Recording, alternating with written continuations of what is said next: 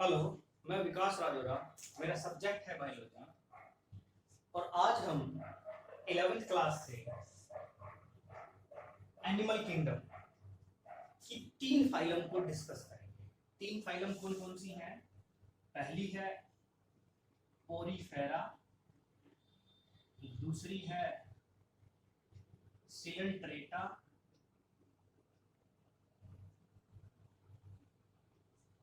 इसका दूसरा नाम भी होता है निडेरिया, और थर्ड हमारी जो फाइलम जिसे हम डिस्कस करेंगे टेनोफोरा। आज इन 3 फाइलम को आज हम डिस्कस करेंगे। तो सबसे पहले स्टार्ट करते हैं हम पोरीफेरा से। तो पोरीफेरा क्या है? ये आपकी फर्स्ट फाइलम है जिसमें बड़े मल्टी सेलुलर ऑर्गेनिज्म है, लेकिन सबसे सिंपल टाइप के मल्टी सेलुलर ऑर्गेनिज्म है। जैसे सबसे पहले तो इसके नाम से ही जानते हैं कि इसके नाम में ही छुपा है इस फाइलम की खास बात, और वो ये है कि पोरीफेरा, पोरीफेरा मतलब पोर बियरिंग। ये ऐसी फाइलम है जिसमें वो ऑर्गेनिज्म आते हैं जिसमें पोर्स मिलेंगे हमें। तो इसके अब कैरेक्टरिस्टिक्स देखते हैं, क्या क्या कैरेक्टरिस्टिक्स हैं पोरीफेरा। शुरुआत करेंगे इसकी हैबिटेट से। अगर हैबिटेट की बात करें तो ये मैराइन वाटर में पाए जाते हैं। पोरीफेरा जो होते हैं वो मैराइन होते हैं। सिमेट्री की बात करें तो इनकी सिमेट्री जो होती है वो एसिमेट्रिकल होते हैं। एसिमेट्रिकल मतलब किसी भी प्लेन में सेंटर से किसी भी प्लेन में कट करे और जो दो इक्वल हाफ्स में ना बटे तो उनको बोलते हैं हम एसिमेट्रिकल ऑर्गेनिजम्स। नेक्स्ट बात करते हैं लेवल ऑफ ऑर्गेनाइजेशन। अब ये जो चीजें हम पढ़ रहे हैं ये क्या है? हमने इससे पहले जो वीडियो मैंने बनाई है उसमें मैंने बेसिस ऑफ क्लासिफिकेशन बताया है। तो ये सब बेसिस ऑफ क्लासिफिकेशन ही पढ़ रहे हैं कि सिमेट्री कैसी है, लेवल ऑफ ऑर्गेनाइजेशन कैसा है, बॉडी सेगमेंटेड है या नहीं है, सीलोम है या नहीं है। तो ये सारी चीजें हमने बेसिस ऑफ क्लासिफिकेशन में पढ़ा था। तो आज सिर्फ मैं नाम बताता हूँ कि वो क्या है। तो ये एसिमेट्रिकल होते हैं। अगर सेलुलर लेवल की अगर लेवल ऑफ ऑर्गेनाइजेशन की बात करें तो ये सबसे सिंपल होते हैं, और इनमें जो लेवल होता है ऑर्गेनाइजेशन का वो सबसे सिंपल यानी कि सेलुलर लेवल ऑफ ऑर्गेनाइजेशन पाया जाता है। नेक्स्ट, इनकी एक और खास बात देखते हैं कि इनमें वाटर कैनाल सिस्टम पाया जाता है। दूसरा, इस पोरीफेरा में जो आते हैं उनको बोला जाता है स्पंज। इनको स्पंज, पोरीफेरा को स्पंज भी बोला जाता है। तो अगर एक किसी स्पंज का एग्जांपल, जैसे फॉर एग्जांपल इस पोरीफेरा में एग्जांपल आता है साइकोन का। तो इस साइकोन का एग्जांपल लेके इसके थोड़े से और कैरेक्टरिस्टिक्स और इसकी कुछ खास बातें पढ़ते हैं। चलो देखते हैं क्या होता है। फॉर एग्जांपल ये है साइकोन का डायग्राम। इसका एक अगर ट्रांसफर सेक्शन करें तो इस ट्रांसफर सेक्शन में हमें क्या नजर आएगा? इसको लंबाई में काटे, जैसे फॉर एग्जांपल ये हमें नजर आ रहा है, इसको ऐसे लंबाई में काटा हमने, और काटने के बाद हमें क्या नजर आएगा?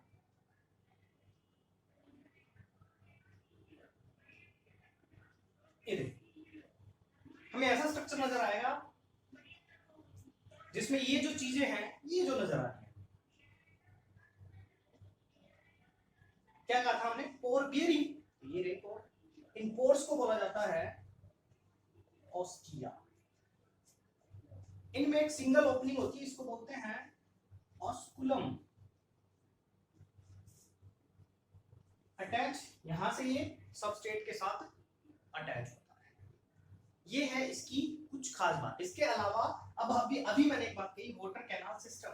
ये रहा इसमें वाटर कैनाल सिस्टम, देखो कैसे इसको बोलते हैं। यहां पर ये जो कैविटी इसको बोलते हैं स्पॉन्जोसिल। अब इसमें वाटर करंट कैसे फ्लो करता है और वो जो इसके अंदर सेल्स हैं वो किस तरीके से उस वाटर में जो न्यूट्रिएंट्स होते हैं उनको एब्जॉर्ब कर लेती है। दूसरा, जो इसकी सेल से वेस्ट निकलता है उस वेस्ट को वो इस स्पॉन्जोसीवी में रिलीज कर देते हैं, देन वाटर बाहर निकल जाता है, वेस्ट वाटर बाहर निकल जाता है। एक बार फ्लो देखिए, देखो यहां से इन ऑस्टिया से वाटर जो है वो अंदर जाएगा। अब ये जो एरिया है सब इसमें क्या प्रेजेंट है, सेल्स। डिफरेंट टाइप की सेल्स प्रेजेंट होती हैं, डिफरेंट टाइप की सेल्स प्रेजेंट होती है, जिनमें से एक जो इनमें टाइप की सेल्स प्रेजेंट होती है उसको बोलते हैं कोनोसाइट्स। क्या बोलते हैं उनको, कोनोसाइट्स।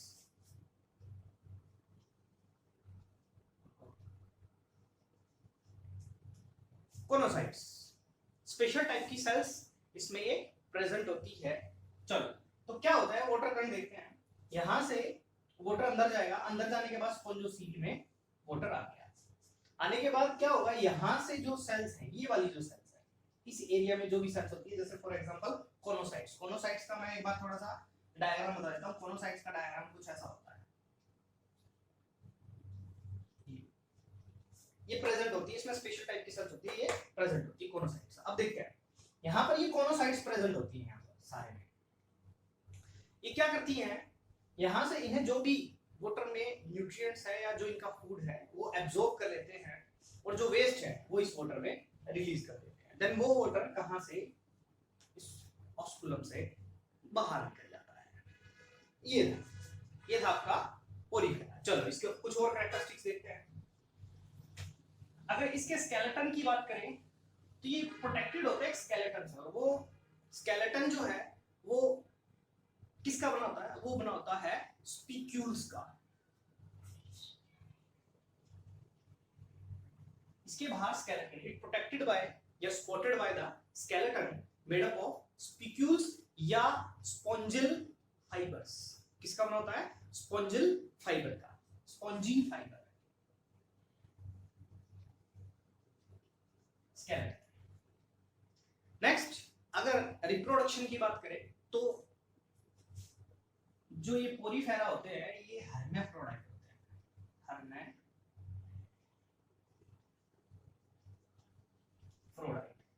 अब एक नया वर्ड आया हमारे पास, हर्मेफ्रोडाइट। नया तो नहीं है, हम जानते हैं इसका मतलब बाइसेक्सुअल होता है,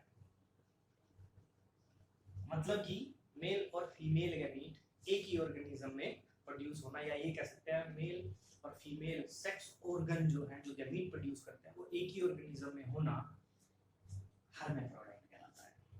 तो मेल और फीमेल गैमीट, मेल गैमीट और फीमेल गैमीट एक सिंगल ऑर्गेनिज्म ही क्या करेगा, प्रोड्यूस करेगा। चलो नेक्स्ट देखते हैं। उसने गैमीट्स प्रोड्यूस कर दिए, गैमीट्स प्रोड्यूस कर दिए तो अब क्या होगा, मेल और फीमेल गैमीट क्या करेंगे, फर्टिलाइज करेंगे। ये फर्टिलाइजेशन कहाँ होगा, बॉडी के अंदर होगा या बॉडी के बाहर होगा। इंपॉर्टेंट चीज ये है, एक और पॉइंट ऐड कर रहे हैं हम आगे जब ऑर्गेनिजम्स पढ़ेंगे तो एक और पॉइंट ऐड हो रहा है। एक तो ये ऐड हो रहा है कि वो यूनिसेक्सुअल है या बाइसेक्सुअल, यानी कि हर्मेफ्रोडाइट है या फिर यूनिसेक्सुअल है। एक तो ये पॉइंट ऐड हो गया यहाँ पर जो सभी के साथ चलेगा। दूसरा पॉइंट ऐड हो गया, फर्टिलाइजेशन इंटरनल है या एक्सटर्नल है। इंटरनल मतलब इनसाइड द बॉडी है या outside the body, inside the body internal, outside the body external. तो सभी ऑर्गेनिज्म रिप्रोडक्शन करते हैं तो ऑब्वियस सी बात है, इसीलिए ये कैरेक्टर सबके साथ जुड़ेगा कि फर्टिलाइजेशन इंटरनल होगा या एक्सटर्नल होगा। अगर हम पोरीफेरा की बात करें तो फर्टिलाइजेशन इंटरनल होता है।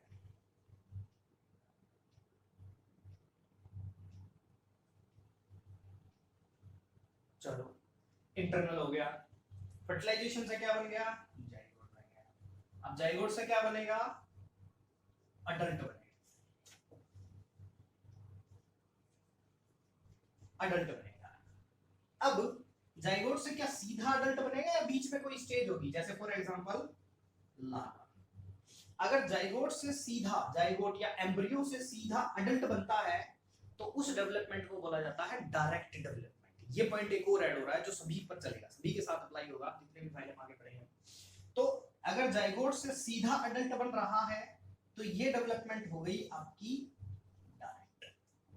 और अगर लार्वल स्टेज आ रही है जो अडल्ट से मॉर्फोलॉजिकली डिफरेंट होती है तो डायरेक्ट हो गई अगर लार्वल स्टेज आ रही है तो डेवलपमेंट हो गई इनडायरेक्ट। पोरीफेरा में लार्वल स्टेज होती है तो इसलिए डेवलपमेंट जो होगी वो इनडायरेक्ट। ये तो थी सेक्सुअल रिप्रोडक्शन की बात। अगर एसेक्सुअल रिप्रोडक्शन की बात करें तो एसेक्सुअल रिप्रोडक्शन के थ्रू भी ये रिप्रोडक्शन करते हैं। और जो एसेक्सुअल रिप्रोडक्शन है, किस टाइप का रिप्रोडक्शन होगा इसमें? फ्रेगमेंटेशन।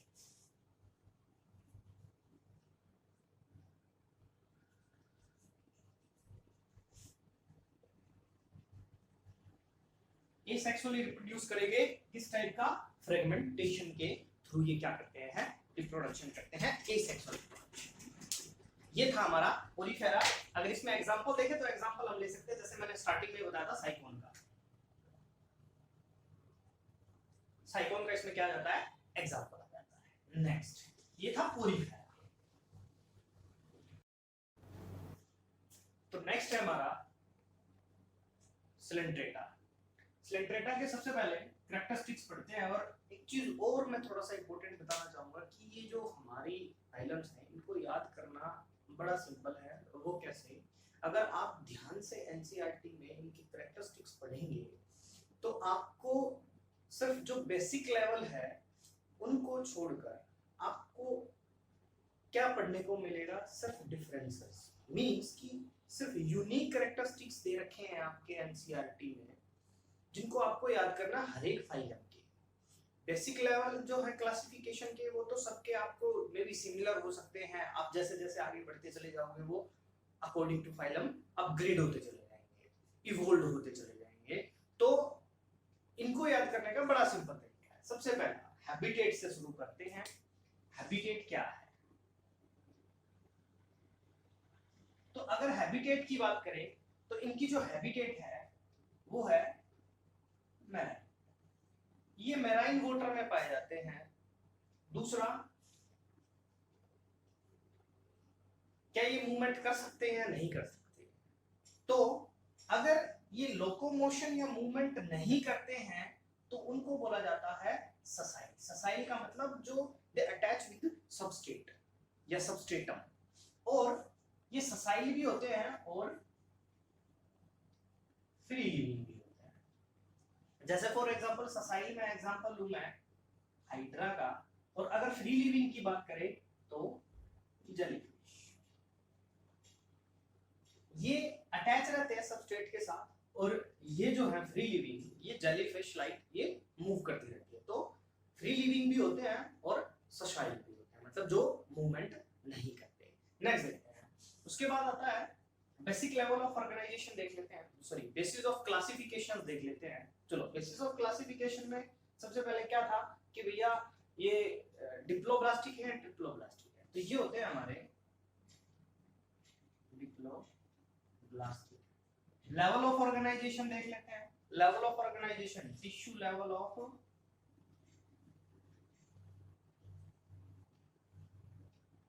ऑर्गेनाइजेशन है। रेडियल सिमेट्री है या बाइलेटरल है या एसिमेट्रिकल है। तो ये होते हैं आपके,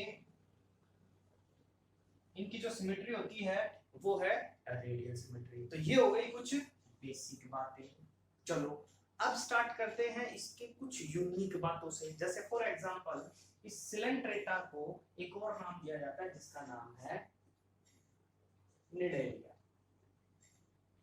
अब यहीं से आपका सारा जो है सिंपल स्टार्ट होता है। चलो देखते हैं निडेलिया। अब यहीं से शुरू करते हैं। इनको क्यों कहा जाता है निडेलिया? क्योंकि इनमें प्रेजेंट होते हैं नीडोब्लास्ट।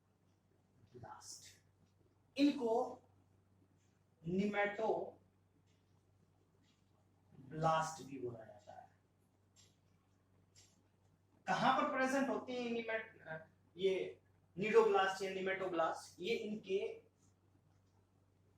टेंटिकल्स और बॉडी में ये नीडोब्लास्ट पाए जाते हैं। अगर इनका स्ट्रक्चर देखिए तो देखो ऐसा दिखता है, नीडोब्लास्ट ऐसा दिखेंगे। आपको एनसीईआरटी में इनका डायग्राम दे भी रखा है, और आपके जो नेट के एग्जाम होते हैं उसमें इससे रिलेटेड एक क्वेश्चन पूछा भी जा सकता है। चलो देखते हैं, इसको ध्यान से पढ़ना।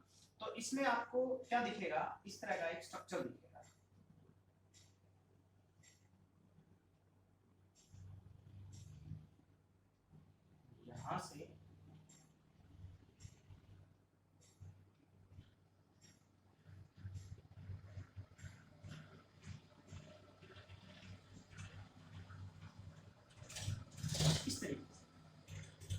स्ट्रक्चर है निडोब्लास्ट या निमेटोब्लास्ट का। अब ये स्ट्रिंग लाइक स्ट्रक्चर होता है इसमें, तो उसका क्या काम होगा, इसका ये काम होता है कि ये एक एंकर का काम करता है, दूसरा ये डिफेंस का काम करता है, तीसरा ये प्रे को कैप्चर करने के काम आता है। कौन? निमेटोब्लास्ट। मतलब कहीं पर होल्ड करने के लिए, डिफेंस करने के लिए। डिफेंस किससे करेगा? मान लो जो इसको खाने आएगा, यानी कि जो होस्ट है वो इसको खाने आएगा, तो ये स्ट्रिंग लाइक जैसे ये है, ये बाहर निकल जाएगी। ये इस तरीके से एक और स्ट्रक्चर होता है इसका जिसमें ये अंदर रोल्ड होती है, वो डायग्राम भी मैं शो कर देता हूँ। एनसीईआरटी में वो डायग्राम शो नहीं दिखा रखा, लेकिन हम देख लेते हैं। इस तरीके से ये फोल्ड होती है स्ट्रिंग, और जब इसको डिफेंस करना हो, एंकर करना हो, तो ये इस तरीके से बाहर आ जाती है और ये स्ट्रक्चर नजर आता है हमें निमेटोब्लास्ट का। इसका काम होता है, फिर से बता देता हूं, एंकरेज का, डिफेंस का और प्रे को कैप्चर करने का। नेक्स्ट देखते हैं और कैरेक्टरिस्टिक्स जो अलग करते हैं इसको बाकी की फाइलम से। तो कुछ सिलेंट्रेटा होते हैं, जैसे फॉर एग्जांपल कोरल्स जो हैं,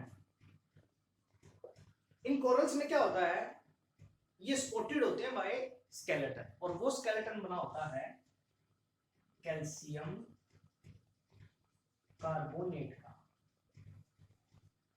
कुछ प्रोटेक्टेड होते हैं स्केलेटन से, और वो स्केलेटन बना होता है कैल्शियम कार्बोनेट का। नेक्स्ट देखते हैं, अगर डाइजेशन की बात करें, डाइजेशन एक्स्ट्रा सेल्यूलर भी होता है और इंट्रा सेलुलर भी होता है, दोनों तरीके से होगा। नेक्स्ट देखते हैं इसका और कैरेक्टरिस्टिक। इसमें सेंट्रल गैस्ट्रोवेस्कुलर कैविटी प्रेजेंट होती है। जैसे फॉर एग्जांपल हम हाइड्रा का एग्जांपल लेते हैं, ये है हमारा हाइड्रा,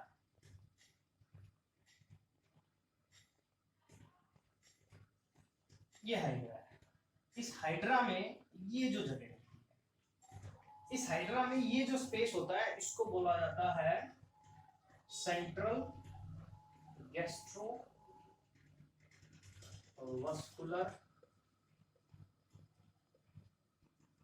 कैविटी। ये भी इसमें प्रेजेंट होती है सिलेंट्रेटा। और देखते हैं इसका यूनिक। सिलेंट्रेटा दो फॉर्म में पाया जाता है। एक फॉर्म होती है पॉलिप और दूसरी होती है मेडुसा। Polyp, Medusa. पॉलिप के बारे में बात करते हैं, इसका एग्जांपल ले लेते हैं हम हाइड्रा, और इसका एग्जांपल लेते हैं हम जेली फिश। हमारे एनसीईआरटी में इनके स्ट्रक्चर शो करके दिखा रखे हैं कि हाइड्रा, या ये कह सकते हैं जो पॉलिप होते हैं ना, जो इनकी दो फॉर्म बताई हमने, एक पॉलिप और मेडुसा। जो पॉलिप होते हैं, जैसे फॉर एग्जांपल हाइड्रा, ये होते हैं ससाइल, मतलब जो लोकोमोशन या मूवमेंट नहीं करते। दूसरा ससाइल, और इनकी शेप की अगर बात करें तो ये सिलेंड्रिकल शेप होते हैं, जैसे अभी मैंने हाइड्रा बनाया।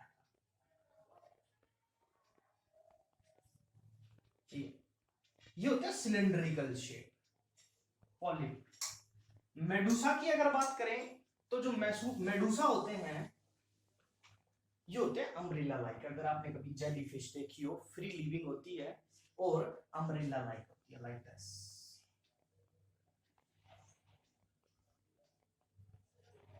इस तरीके से होती है। ये है मेडुसा। और पॉलिप ससाइल होंगे और सिलेंड्रिकल शेप होंगे। अब यहां पर हम इंटरेस्टिंग डाइवर्सिटी देखते हैं सिलेंट्रेटा में। हमें एक जो रियल डाइवर्सिटी है वो हमें यहां देखने को मिलती है, जब कहते हैं कि बायोडाइवर्सिटी है हमारे ऑर्गेनिजम्स में, लिविंग ऑर्गेनिज्म में यहाँ देखने को मिलती है। कैसे? देखो, पॉलिप जब एसेक्सुअल रिप्रोडक्शन करेगा, एसेक्सुअली रिप्रोड्यूस करेगा, तो वो बनाएगा मेडूसा। और जब मेडूसा सेक्सुअली रिप्रोड्यूस करेगा तो बनाएगा पॉलिप। मतलब ये जब एसेक्सुअली रिप्रोड्यूस करेगा तो मेडूसा बनेगा, यानी कि आपका जो सिलेंड्रिकल शेप है उससे कौन सी अम्ब्रेला शेप हो जाएगी। और जब अम्ब्रेला शेप सेक्सुअल रिप्रोडक्शन करेगा तो पॉलिप बन जाएगा, यानी कि सिलेंड्रिकल शेप हो जाएगा। ये है इंटरेस्टिंग डायवर्सिटी। और इस क्योंकि यहाँ पर अल्टरनेशन ऑफ जनरेशन चल रही है, इसको मेटाजेनेसिस बोला जाता है। ये भी आपका नेट में आ सकता है, मेटाजेनेसिस किसे बोलते हैं। What is metagenesis? Alternation of generation in Coelenterata is metagenesis. चलो नेक्स्ट देखते हैं। उसके बाद है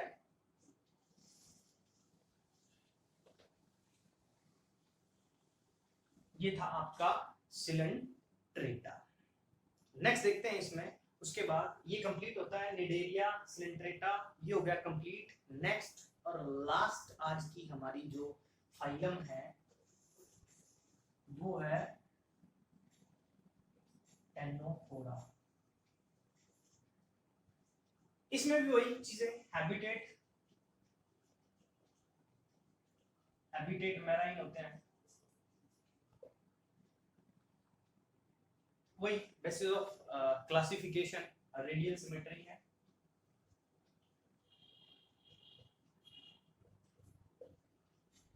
टिश्यू लेवल ऑफ ऑर्गेनाइजेशन है। टिश्यू लेवल तो ऑब्वियस सी बात है, डिप्लोब्लास्टी, ये तो भी बेसिक बात है इसकी। हाँ, डाइजेशन की और बात कर लेते हैं, वो भी बेसिक सा ही है हमारा। डाइजेशन इंट्रासेल्युलर है, एक्स्ट्रासेल्युलर दोनों ही पाया जाता है। डाइजेशन जो है वो एक्स्ट्रा सेलुलर भी है और इंट्रा सेलुलर भी है। नेक्स्ट देखते हैं। अब देखते हैं इसके कुछ यूनिक करैक्टर्स, टेनोफोरा के कुछ यूनिक करैक्टर्स देखते हैं। जैसे फॉर एग्जांपल अगर आप एनसीईआरटी में डायग्राम देखोगे तो आपको ऐसे एक बॉल नजर आएगी और उसमें इस तरीके से दो लार्ज फ्लैजला नजर आएगी और ग्रीन कलर की 8 प्लेट्स नजर आएगी। तो इसका मतलब इसमें क्या होता है, प्लेट्स प्रेजेंट होती है। ये इसका कैरेक्टरिस्टिक फीचर है कि सिलिएटेड 8 रो सिलिएटेड प्लेट्स नजर आती है। ये इसका यहाँ पर अब यूनिक स्ट्रक्चर आ गया है जो किसी और फाइलम से रिजेंबल नहीं करता। यही चीजें हमें बस ध्यान रखनी है कि बेसिक लेवल ऑफ क्लासिफिकेशन वो पॉइंट हो गया, प्लस अब यूनिक कैरेक्टर्स क्या हैं किसी भी फाइलम के, उन पर हमें नोटिस करना है। वो 2-3 आपके पॉइंट्स दे रखे हैं, वो आप याद करोगे, उसी से वो फाइलम हमें याद हो जाएगी। दूसरा इंपॉर्टेंट है कि उनके आपको डायग्राम थोड़ा सा ध्यान देना है, क्योंकि डायग्राम से चीजें जल्दी, बायोलॉजी में डायग्राम से चीजें जल्दी याद होती हैं, इसीलिए थोड़ा सा हम डायग्राम पर भी फोकस करेंगे। नेक्स्ट आता है, उसके बाद डाइजेशन हो ही गया है। नेक्स्ट देखते हैं 8 प्लेट्स होती हैं। नेक्स्ट देखते हैं उसके बाद, ये इसका यूनिक कैरेक्टरिस्टिक्स हो गया। उसके बाद एक और यूनिक होता है इनका, और वो है बायोलुमिनेसेंस। ये बायोलुमिनेसेंस होते हैं। क्या होता है बायोलुमिनेसेंस? जो इमिट करते हैं लाइट। टेनोफोरा जो होते हैं ये बायोलुमिनेसेंस होते हैं, यानी कि ये लाइट इमिट करते हैं। ये इनका एक और इंपॉर्टेंट कैरेक्टरिस्टिक फीचर है। नेक्स्ट देखते हैं उसके बाद, अगर हम सेक्सुअल रिप्रोडक्शन की बात करें तो ये हर्माफ्रोडाइट होते हैं। हर्माफ्रोडाइट क्या था? हर्माफ्रोडाइट हमने बात की थी स्टार्टिंग में, बाइसेक्सुअल बोलते हैं, यानी कि एक ही ऑर्गेनिज्म में दोनों सेक्सेस प्रेजेंट होंगे, मेल भी और फीमेल भी, यानी कि मेल और फीमेल जो गैमीट्स प्रोड्यूस होंगे वो एक ही ऑर्गेनिज्म में होंगे। फर्टिलाइजेशन जो है वो एक्सटर्नल होगा। फर्टिलाइजेशन एक्सटर्नल होगा और डेवलपमेंट इनडायरेक्ट होगी। हम बात कर चुके हैं एक्सटर्नल क्या है, इनडायरेक्ट क्या है। फिर बता देता हूँ, एक्सटर्नल मतलब बॉडी के बाहर फर्टिलाइजेशन होगा, इनडायरेक्ट मतलब लार्वल स्टेज होगी। तो इसमें लार्वल स्टेज होती है। एग्जांपल इसमें अगर लें तो टेनोफोरा एक ऑर्गेनिज्म का नाम है, इसमें टेनोप्लेना, सॉरी टेनोफेरा नहीं, टेनोप्लेना।